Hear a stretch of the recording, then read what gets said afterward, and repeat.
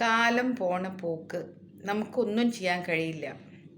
പുരുഷന്മാർക്ക് ഇനി വേശ്യാലയത്തിലേക്ക് പോകാനായിട്ട് പേടിക്കേണ്ട ആവശ്യമില്ല എന്നുള്ളതാണ് പറഞ്ഞിരിക്കുന്നത്. പുരുഷന്മാർക്ക് അവരവരുടെ സെക്ഷുവൽ എൻജോയ്മെൻറ്റിന് വേണ്ടി, ഫിസിക്കൽ എൻജോയ്മെൻറ്റിന് വേണ്ടിയിട്ട് അങ്ങോട്ട് പൈസ കൊടുത്തിട്ട് ഈ എൻജോയ്മെൻറ്റ് വാങ്ങിക്കാൻ അവർക്ക് ആഗ്രഹമുണ്ടെങ്കിൽ അതിന് കുഴപ്പമില്ല എന്നുള്ളതാണ്.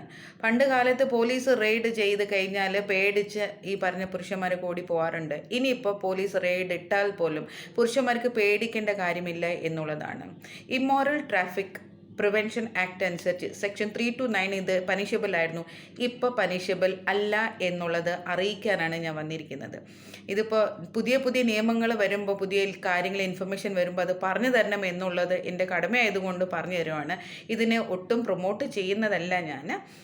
എന്നാലും പറയാനുള്ളത് പറയാതിരിക്കാൻ പറ്റില്ലല്ലേ. നിങ്ങൾക്ക് എന്താ പറയാനുള്ളത് പറഞ്ഞോളൂ.